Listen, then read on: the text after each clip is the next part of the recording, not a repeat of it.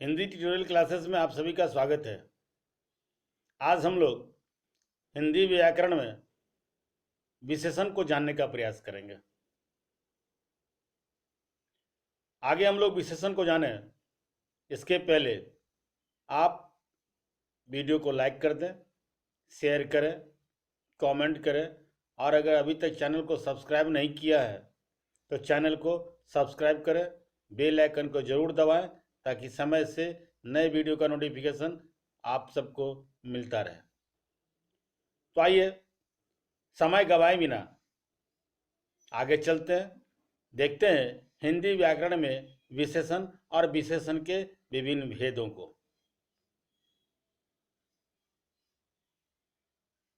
विशेषण विशेषण किसी भी चीज की विशेषता, किसी भी चीज की जो विशेषता बताए वो विशेषण है। अगर इस दूसरे शब्दों में अगर कहें, व्याकरणिक दृष्टि से अगर बात की जाए तो हम कह सकते हैं कि संज्ञा या सर्वनाम की विशेषता बताने वाले शब्द को विशेषण कहते हैं। हालांकि कुछ लोग संज्ञा और सर्वनाम के साथ साथ विशेषण की भी विशेषता बताने वाले शब्द को विशेषण कहते हैं। हालांकि कुछ विद्वानों की माने तो विशेषण की विशेषता बताने वाले शब्द विशेषण तो होते हैं, पर वो उनको जो विशेषण की विशेषता बताए वो उनको उसको प्रविशेषण भी कहते हैं। आगे हम लोग इस पर चर्चा करेंगे, आगे हम लोग देखेंगे, लेकिन फिलहाल हम लोग विशेषण और विशेषण के विभिन्न भेदों के बारे में भी देख लें। तो मैं अभी बता रहा था कि संज्ञा या सर्वनाम की विशेषता बताने वाले शब्द को विशेषण कहते हैं। विशेषण के चार भेद होते हैं, याद रखेंगे। विशेषण के चार भेद होते हैं: गुणवाचक विशेषण, परिमाणवाचक विशेषण, संख्यावाचक विशेषण और सार्वनामिक विशेषण या सांकेतिक विशेषण। सार्वनामिक विशेषण को कुछ लोग सांकेतिक विशेषण के नाम से भी जानते हैं। उम्मीद करते हैं आपको ये चार भेद स्मरण में आ गया होगा कि विशेषण के चार भेद होते हैं। पहला गुणवाचक विशेषण, दूसरा परिमाणवाचक विशेषण, तीसरा संख्यावाचक विशेषण, चौथा है सार्वनामिक विशेषण या सांकेतिक विशेषण। अब है कि गुणवाचक विशेषण किससे कहें? जो विशेषण शब्द किसी व्यक्ति या वस्तु के गुण, दोष, रंग, आकार, अवस्था, स्थिति आदि की विशेषता का बोध कराए उसे गुणवाचक विशेषण कहते हैं। एक बार फिर सुन लें कि जो विशेषण शब्द किसी व्यक्ति या वस्तु के गुण, दोष, रंग, आकार, अवस्था, स्थिति आदि का बोध कराए उसे गुणवाचक विशेषण कहते हैं। क्लियर? अब जैसे उदाहरण के तौर पर हम लोग ले सकते हैं सुंदर फूल, काला घोड़ा, पका आम, लंबी सड़क, ताजे फल, हरे पत्ते आदि आदि। ऐसे बहुत से इसके उदाहरण हो सकते हैं।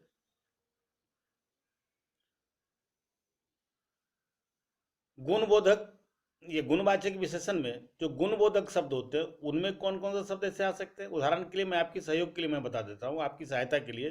गुणबोधक में जैसे अच्छा है, बुरा है, सुंदर है, सीधा है, सच्चा, ईमानदार, झूठा आदि ऐसे शब्द हैं जो गुणबोधक होते हैं। ऐसा ही अगर आकार बोधक देखें तो लंबा, चौड़ा, छोटा, बड़ा, पतला, मोटा, ये सभी आकार बोधक है। इसी तरह स्थान बोधक बोधक अगर सब माने विशेषण की बात करें तो उसमें ऊंचा हो सकता है, नीचा हो सकता है, गहरा हो सकता है, बाहरी हो सकता है, भीतरी हो सकता है, जापानी हो सकता है, पंजाबी हो सकता है, बिहारी हो सकता है। ये सभी स्थान बोधक विशेषणों के उदाहरण हो सकते हैं। अगर रंग बोधक विशेषण की बात करें तो उसमें काला, लाल, हरा, नीला, गोरा, सांवला ये सभी रंग बोधक विशेषण हो सकते हैं। इसी तरह अगर स्वाद या गंधबोधक विशेषण की बात करें, उसमें मीठा, खट्टा, नमकीन, तीखा, सुगंधित, दुर्गंध आदि ऐसे उदाहरण हो सकते हैं जो स्वाद या गंधबोधक विशेषण के उदाहरण कहे जा, या गंधबोधक विशेषण के उदाहरण हो सकते हैं ये सभी। इसके अतिरिक्त कुछ और भी इसके उदाहरण हो सकते हैं, और भी शब्द विशेषण में आते हैं, जैसे चिकना है, मुलायम है, वीर है, कायर है, पालतू, जंगली आदि ऐसे शब्द हैं। ये सब भी विशेषण के अन्य कोटि में आते हैं। क्लियर? बात समझ में आ रही होगी आपको। अब है परिमाण बोधक विशेषण। परिमाण बोधक विशेषण, परिमाण को अगर दूसरे भाषाओं में, दूसरे शब्दों में अगर हम लोग कहें तो परिमाण को हम लोग बोल सकते हैं कि मात्रा। मतलब कि जो विशेषण मापतौल से संबंधित, जो विशेषण मापतौल से संबंधित विशेषणों का बोध कराए, उसे परिमाण बोधक विशेषण कहते हैं। फिर एक बार सुन लें।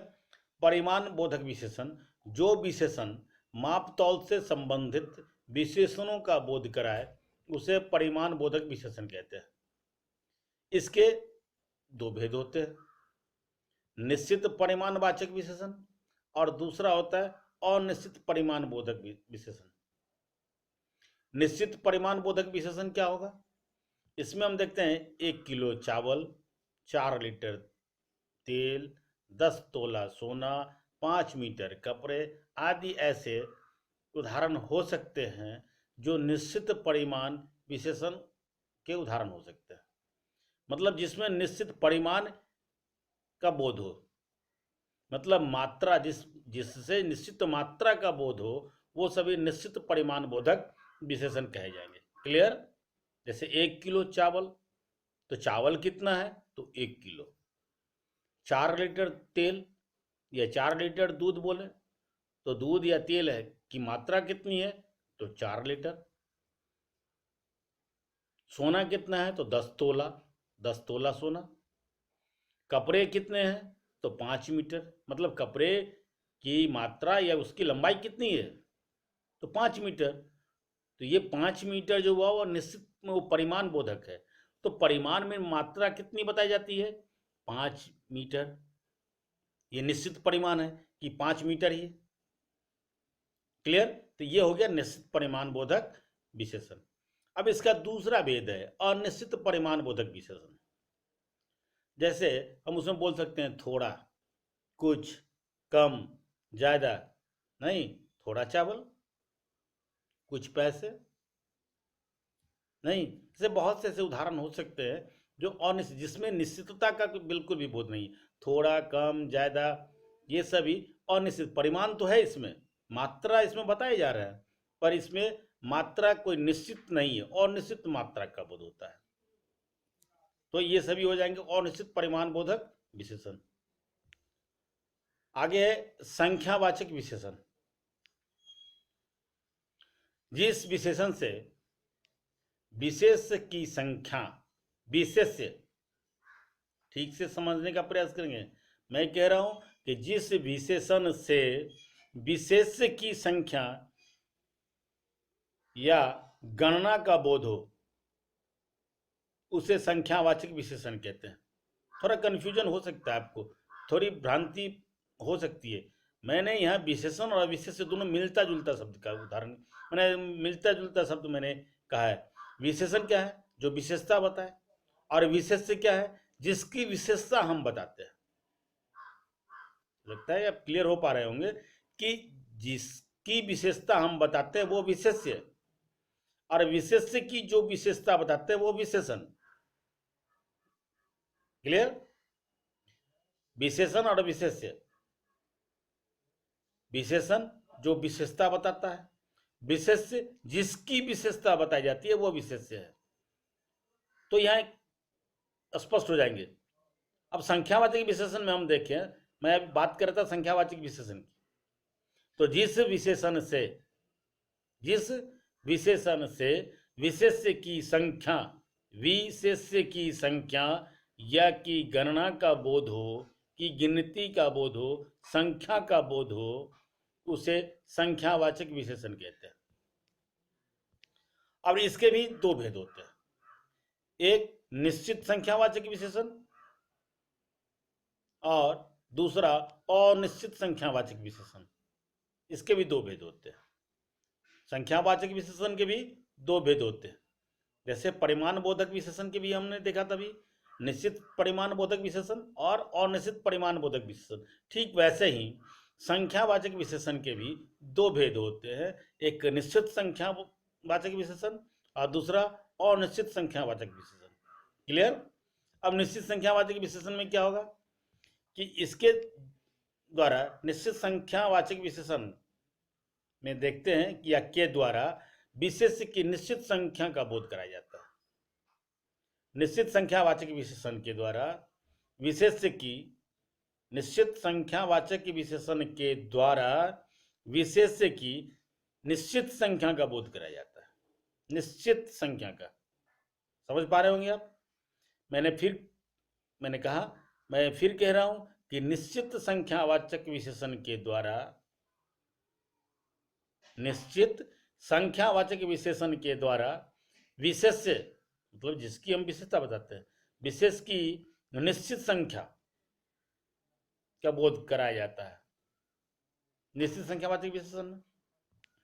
जैसे पहला, दूसरा, एक, दो, तीन आदि आदि, इसमें संख्या निश्चित बताया जा रहा है। दूसरा है इसका अनिश्चितवाचक संख्या विशेषण। लेकिन अनिश्चित संख्यावाचक विशेषण पर जाए उसके पहले एक चीज और समझ लेना बहुत जरूरी है कि निश्चित संख्यावाचक विशेषण के कई उपभेद भी हैं। ठीक से समझेंगे? मैंने कहा संख्यावाचक विशेषण के दो भेद होते हैं, निश्चित संख्यावाचक विशेषण और दूसरा अनिश्चित संख्यावाचक विशेषण। निश्चित संख्यावाचक विशेषण क्या है कि निश्चित संख्यावाचक विशेषण में संख्यावाचक विशेषण के द्वारा विशेष्य की निश्चित संख्या का बोध कराया जाता है। जैसे मैंने बताया था, पहला, दूसरा, एक, दो, तीन, चार, कुछ भी हो सकता है ऐसा, वो सभी निश्चित संख्यावाचक विशेषण के उदाहरण हो सकते हैं। इसके अलावा दूसरा है अनिश्चित संख्यावाचक विशेषण। लेकिन अनिश्चित संख्यावाचक विशेषण की बात हम लोग करें उसके पहले ये जान लेना भी बहुत जरूरी है कि निश्चित संख्यावाचक विशेषण के भी कई उपभेद होते हैं। जैसे क्रमवाचक विशेषण होता है, दूसरा होता है आवृत्तिवाचक विशेषण, तीसरा होता है समुदायवाचक विशेषण, इसके अगला होता है समुच्चय बोधक विशेषण, समुच्चय बोधक विशेषण, और इसके आगे होता है प्रत्येक बोधक विशेषण। बात समझ में आई? संख्यावाचक विशेषण के दो भेद होते हैं, निश्चित संख्यावाचक और अनिश्चित संख्यावाचक। निश्चित संख्यावाचक विशेषण के भी कई उपभेद होते हैं, ध्यान रखेंगे, कई उपभेद होते हैं, जिसमें मैंने बताया आपको कि क्रमवाचक विशेषण, फिर से समझ लें, क्रमवाचक विशेषण ये निश्चित संख्यावाचक विशेषण के उपभेद है। निश्चित संख्यावाचक विशेषण के जो उपभेद है उसमें पहला आता है क्रमवाचक विशेषण, दूसरा है आवृत्तिवाचक विशेषण, तीसरा है समुदायवाचक विशेषण, चौथा है समुच्चय बोधक विशेषण और पांचवा है प्रत्येक बोधक विशेषण। तो अब हम लोग समझने का प्रयास करें कि क्रमवाचक विशेषण, जिस विशेषण से विशेष्य के क्रम का पता चले, विशेष्य के क्रम का पता चले, पहला, दूसरा, तीसरा, चौथा, ऐसा है तो वो क्रमवाचक विशेषण के अंतर्गत आते हैं। दूसरा है आवृत्ति। आवृत्ति में होता है जैसे एक हरा, दोहरा, तिगुना, चौगुना, पचगुना, ऐसा कुछ बोलते हैं ना हम लोग, ये सभी आवृत्तिवाचक विशेषण के अंतर्गत आते हैं।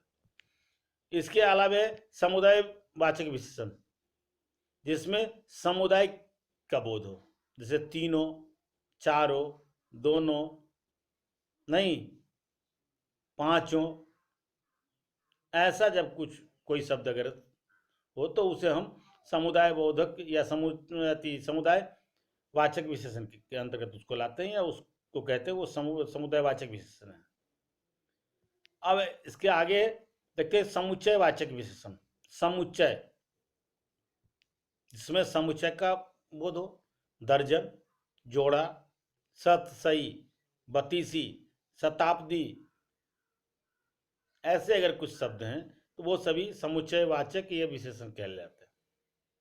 क्या कहलाते हैं वो? समुच्चय वाचक विशेषण कहलाते हैं। जैसे मैंने बताया अभी आपको, दर्जन, जोड़ा, शत, सही, बतीसी, शताब्दी आदि इसके उदाहरण हो सकते हैं। अब प्रत्येक बोधक विशेषण, प्रत्येक बोधक विशेषण में क्या क्या हो सकते हैं? इसके उदाहरण हो सकते हैं प्रत्येक, हर, हर एक आदि, ऐसे ये प्रत्येक बोधक विशेषण के उदाहरण हो सकते हैं। चलिए, ये थे आपके संख्यावाचक विशेषण के पहला जो भेद थे निश्चित संख्यावाचक, उसके ये सभी उपभेद थे। आइए अब संख्यावाचक विशेषण के दूसरे जो भेद है अनिश्चय संख्यावाचक विशेषण, उसको देखते हैं या फिर उसको समझने का प्रयास करते हैं। अनिश्चय संख्यावाचक विशेषण के द्वारा विशेष की संख्या का निश्चित बोध नहीं होता है।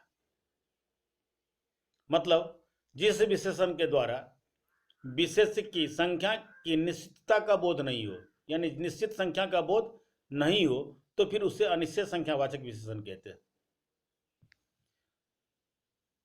फिर एक बार समझ लें दूसरे तरीके से कि अनिश्चयवाचक विशेषण, अनिश्चयवाचक संख्या विशेषण के द्वारा विशेष की संख्या का बोध नहीं होता है,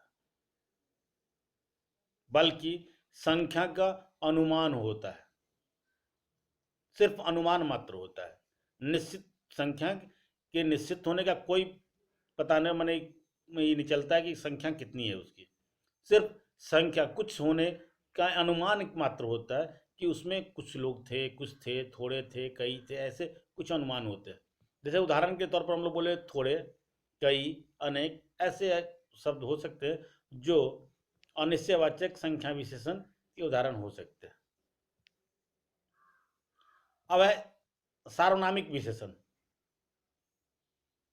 सार्वनामिक विशेषण, हिंदी में कुछ सर्वनामों का प्रयोग विशेषण के रूप में भी होता है।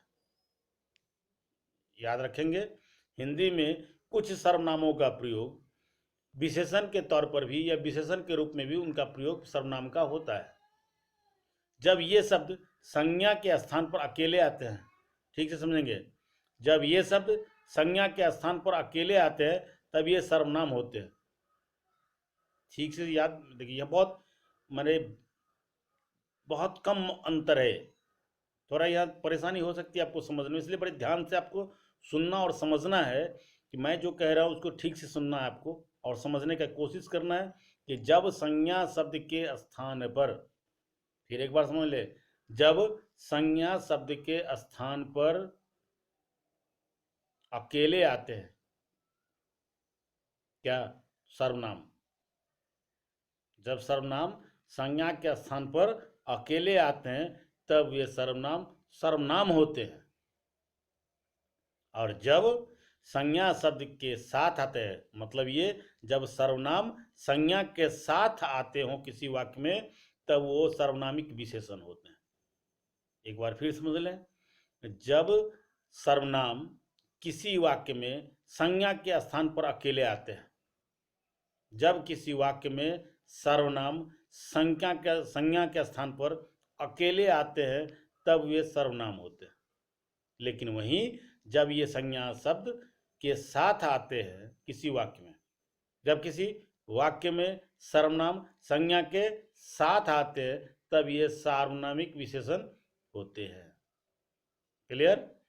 इन सार्वनामिक विशेषण को कुछ लोग सांकेतिक विशेषण के नाम से भी जानते हैं। यानी हो सकता है कि कुछ लोग आपसे सांकेतिक विशेषण के बारे में पूछे कि सांकेतिक विशेषण क्या है, तो आपको वहाँ कंफ्यूज नहीं होना है, वहाँ आपको स्पष्ट समझ लेना चाहिए ये सांकेतिक विशेषण जो कह रहे हैं वो सार्वनामिक विशेषण के बारे में ही पूछ रहा है। मतलब ये मेरा ये कहने का मतलब है कि सार्वनामिक विशेषण और सांकेतिक विशेषण दोनों एक ही होते, अलग अलग नहीं होते, एक ही चीज़ के दो नाम है। कुछ लोग इसको सार्वनामिक विशेषण के नाम से जानते हैं, तो कुछ लोग इसको सांकेतिक सर्वनाम के नाम से भी जानते हैं। क्लियर? जैसे यह पुस्तक मेरी, अब देखिए यहाँ दो उदाहरण से मैं आपको समझाने का प्रयास करता हूँ। वह पुस्तक मेरी है और वहां कौन आदमी खड़ा है। ये दोनों उदाहरण को ठीक से वाक्यों को देखें। यह पुस्तक मेरी है, वहां कौन आदमी खड़ा है, वह महिला क्या कर रही है, आदि आदि ऐसे शब्द हैं। यहां हम देखते हैं तो दूसरा है ले, यहां हम क्या देख रहे हैं, दूसरे कुछ वाक्य यहां हम लोग क्या देख रहे हैं। मैंने कहा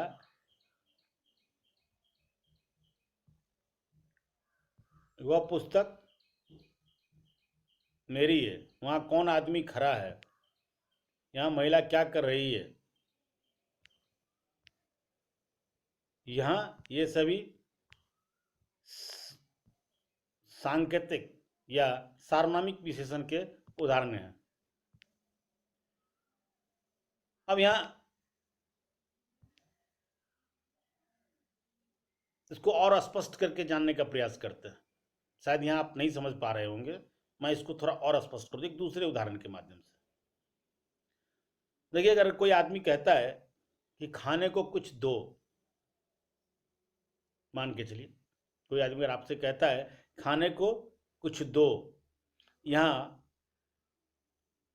सर्वनाम क्या है, कुछ। यहाँ कुछ क्या है, सर्वनाम है। लेकिन दूसरा इसी का एक दूसरा उदाहरण देखिए कि खाने को कुछ लड्डू दो, खाने को कुछ लड्डू दो। यहाँ ऊपर वाला जो पहला जो सेंटेंस था कि खाने को कुछ दो, वहां सिर्फ एक ही सर्वनाम था, संज्ञा के साथ वो नहीं आया, तो वहां वो सिर्फ सर्वनाम था। लेकिन दूसरे वाक्य में खाने को कुछ लड्डू दो, कुछ तो है, पर किसके साथ है, ये लड्डू के साथ है।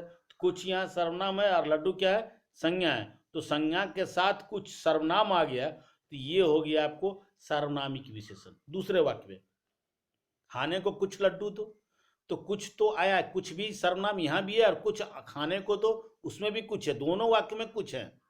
पर पहले वाक्य में कुछ संज्ञा की जगह है, इसीलिए वहां सिर्फ वो सर्वनाम है। लेकिन दूसरे वाक्य में वो संज्ञा लड्डू, लड्डू जो संज्ञा है उसके साथ कुछ आया, तो यहां पर कुछ सार्वनामिक विशेषण हो गया। क्लियर? दूसरा एक और उदाहरण ले ले कि बाहर कोई आया है, बाहर कोई आया है। यहां सर्वनाम क्या है, क्या है सर्वनाम, यहां सर्वनाम है कोई। सेंटेंस क्या है, वाक्य क्या है कि बाहर कोई आया है, तो इसमें सर्वनाम क्या है, कोई। तो यहां पर वो किसके जगह पर आया है, कोई, संज्ञा के जगह पर कोई सर्वनाम आया है, तो यहां ये सिर्फ सर्वनाम है कोई।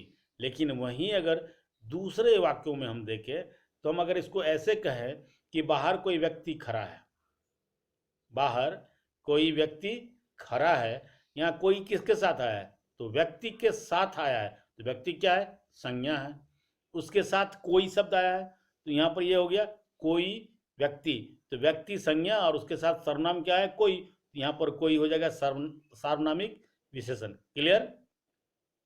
मतलब ये कि जब संज्ञा के जगह पर सर्वनाम आए तो वहां सिर्फ वो सर्वनाम होता है, पर जब किसी वाक्य में संज्ञा के साथ सर्वनाम का प्रयोग हो तो वहां पर वो सर्वनाम सार्वनामिक विशेषण या सांकेतिक विशेषण होते हैं। क्लियर? लगता है ये आपको स्पष्ट हो चुका होगा।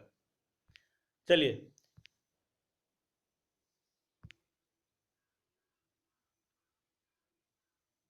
अब यहाँ एक चीज और,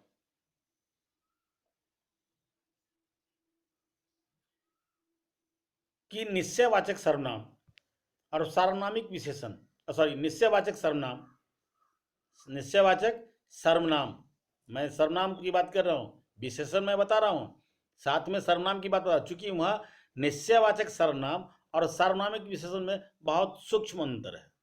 मैं ये बताने का प्रयास कर रहा हूँ कि निश्चयवाचक सर्वनाम, सर्वनाम की बात करो, जी हाँ, मैं बिल्कुल सही कह रहा हूँ, मैं सर्वनाम में निश्चयवाचक सर्वनाम की बात कर रहा हूँ। अभी कब, जब विशेषण की मैं बात कर रहा हूँ, तो विशेषण में क्या, सार्वनामिक विशेषण और निश्चयवाचक सर्वनाम, ठीक है, समझ गया। सार्वनामिक विशेषण या जिसको सांकेतिक विशेषण बोलते हैं, उसके और निश्चयवाचक सर्वनाम के बीच में बहुत सूक्ष्म अंतर है।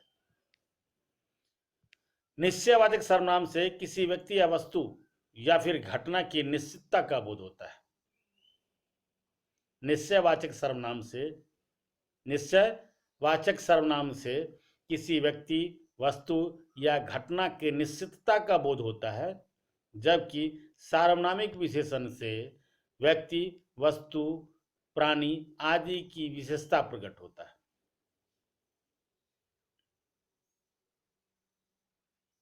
क्लियर? जैसे यह मेरी पुस्तक है, मैं अगर उदाहरण के तौर पर कहूँ या समझाने का प्रयास करूँ, तो मैं इसको ऐसे कह सकता हूँ कि यह मेरी पुस्तक है, मान के चलिए, मान लिया थोड़ी देर, यह मेरी पुस्तक है, वह सीता का घर है। यह मेरी पुस्तक है और वह सीता का घर है, मान के चलिए ये दोनों वाक्यों में देखें तो हम देखते हैं कि यह और वह निश्चितता का बोध कराता है। यह पुस्तक, पुस्तक कौन सी, तो यह निश्चितता का बोध कराता है। घर कौन सा, सीता का कौन सा घर, तो वह वाला घर। तो यहाँ यह और वह दोनों निश्चितता का बोध कराता है। क्लियर? तो ये निश्चयवाचक सर्वनाम है। क्लियर? जबकि इसके दूसरे तरफ हम देखें, जबकि वही इसको दूसरे तरफ देखें या दूसरे तरीके से इसी चीज को दूसरे तरीके से अगर हम कहें, कहें अगर ये कि यह पुस्तक मेरी है, पहले वाक्य में मैंने क्या कहा था कि यह मेरी पुस्तक है, पहले वाक्य में मैंने कहा था यह मेरी पुस्तक है। इसी चीज को अगर हम दूसरे तरीके से कहें, यह पुस्तक मेरी है, ठीक से समझिएगा, यह मेरी पुस्तक है, एक ये, और इसी को अगर दूसरे तरीके से हम कहें यह पुस्तक मेरी है, ठीक है, तो इसमें हम क्या देखते हैं कि यह पुस्तक जो है वो सार्वनामिक विशेषण है। इसी तरह अगर वह सीता का घर है, और इसको अगर हम ऐसे ही बोलें कि वह घर सीता का है, वह घर, एक पहले वाक्य में बोला था, मैंने कहा था कि वह सीता का घर है, और दूसरे में मैं कह रहा हूं कि वह घर सीता का है। तो दूसरा जो उदाहरण है वो सार्वनामिक विशेषण का है। मतलब ये मैं जो बताने का प्रयास करता, निश्चयवाचक सर्वनाम और सार्वनामिक विशेषण में थोड़ा का फर्क होता है। निश्चयवाचक सर्वनाम से किसी व्यक्ति, वस्तु या घटना की निश्चितता का बोध होता है। क्लियर? जबकि सार्वनामिक विशेषण से व्यक्ति, वस्तु या प्राणी की विशेषता का प्रकट होता है। पहले में यह मेरी पुस्तक है, ठीक है, और दूसरे में कहा यह पुस्तक मेरी है। मतलब ये पुस्तक तो है पर किसकी है, तो मेरी है। दूसरे वाक्य में मैंने जो कहा कि यह पुस्तक मेरी है, इसमें क्या है, पुस्तक किसकी है, तो मेरी है, ये विशेषता है। पर इसी को मैंने पहले क्या कहा था, यह मेरी पुस्तक है, यह पुस्तक कौन सी पुस्तक मेरी है, तो ये निश्चितता का बोध होता है। यह मेरी पुस्तक है, अगर ऐसा कहूं तो इसका मतलब है पुस्तक, मतलब कौन सी पुस्तक मेरी है, तो यह वाली जो पुस्तक है वो मेरी है। पर इसी को अगर दूसरे तरीके से कहें कि यह पुस्तक मेरी है, यह पुस्तक तो है पर किसकी है, तो मेरी है, ये विशेषता बताता है। क्लियर? तो ये निश्चयवाचक सर्वनाम और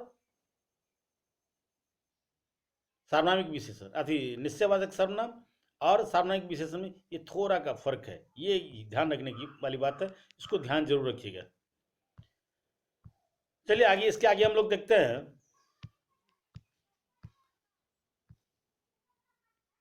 कि अभी शुरुआत में, इस वीडियो के शुरुआत में मैंने कहा था कुछ लोग संज्ञा और सर्वनाम के साथ साथ विशेषण की विशेषता बताने वाले शब्द को भी विशेषण कहते हैं, जबकि कुछ लोग विशेषण, संज्ञा और सर्वनाम की विशेषता बताने वाले शब्द को ही विशेषण कहते हैं, और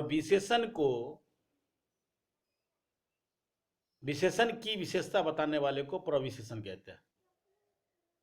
विशेषण की विशेषता बताने वाले को प्रविशेषण कहते हैं, ये याद रखना पड़ेगा। ये अलग से कुछ लोग मान लेते हैं कि वो विशेषण, संज्ञा और सर्वनाम के साथ साथ विशेषण की भी विशेषता बताने वाले शब्द को विशेषण कहते हैं। ठीक है, ये भी ठीक है, पर कुछ लोगों का ये जो कहना वो तो और भी ठीक है कि विशेषण की जो विशेषता बताए वो प्रविशेषण कहलाते हैं। ये ज़्यादा ठीक है, ज़्यादा उपयुक्त लगता है।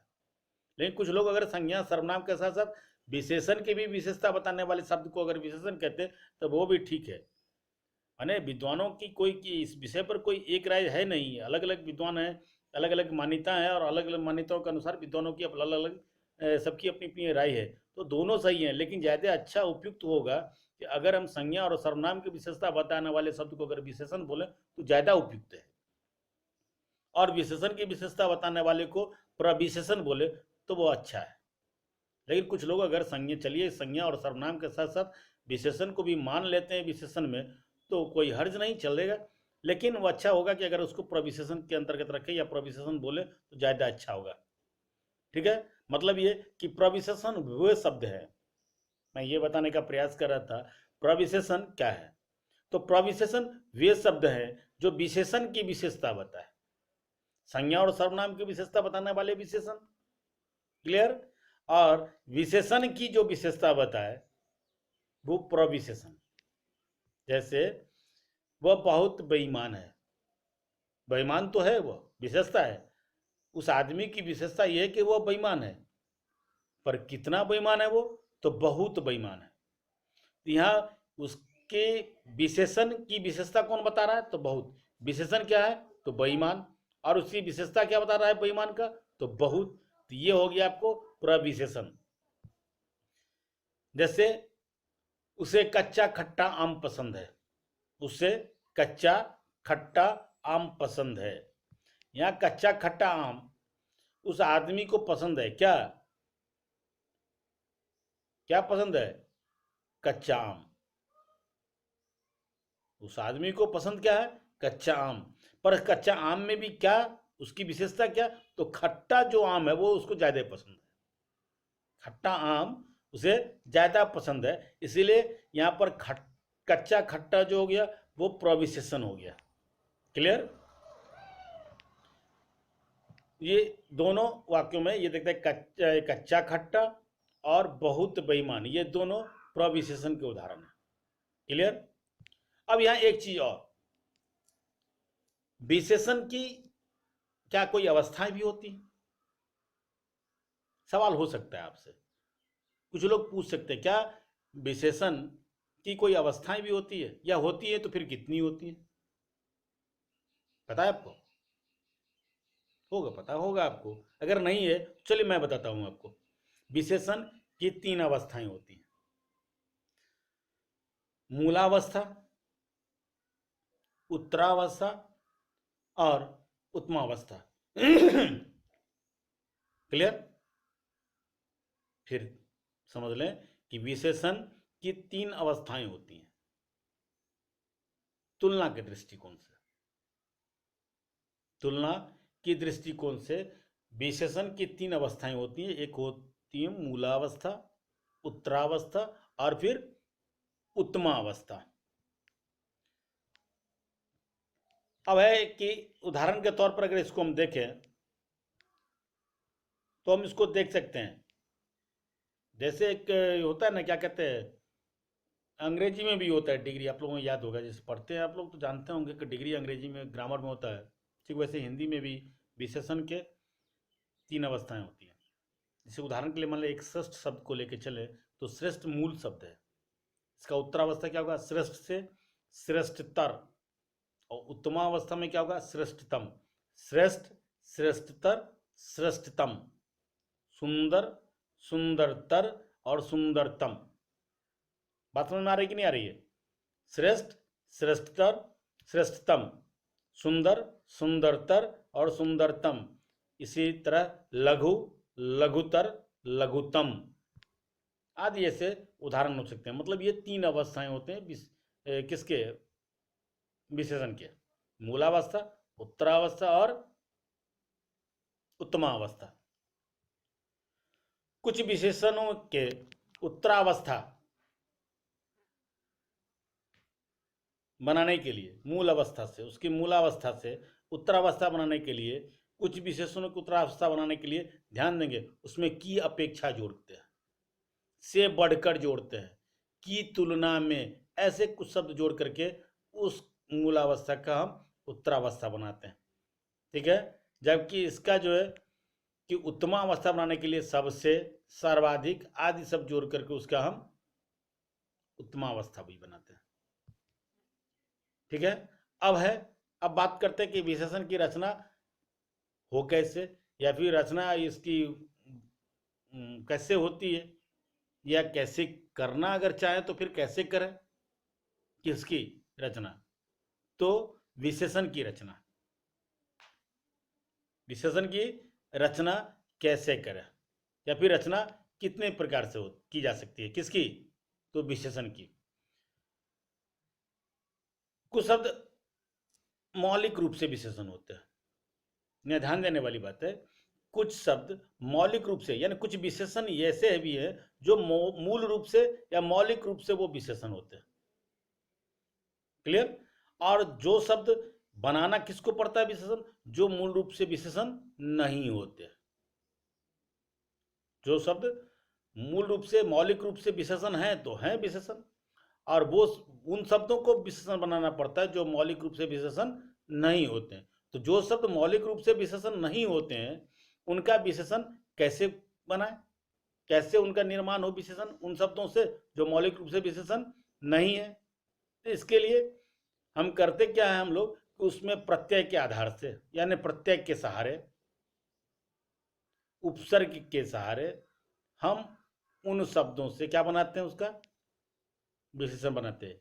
अब वैसे भी जैसे प्रत्यय से अगर कोई विशेषण बनता है, चाय वाला, आजकल बहुत चर्चा में है चाय वाला, नहीं, आजकल चर्चा में बहुत है चाय वाला। तो एक बात मेरे बता रहे थे आपको कि प्रत्यय से भी विशेषण बनाए जा सकते हैं। जैसे चाय वाला, बलशाली, ईमानदार, नश्वर, ये सभी प्रत्यय से बने, ये सभी विशेषण है। इस तरह उपसर्ग से बनते हैं, दुर्बल, बेहोशी, निडर आदि उपसर्ग के सारे ये विशेषण बने। लापता भी होगा। अब एक उपसर्ग और प्रत्यय दोनों से भी बनते हैं।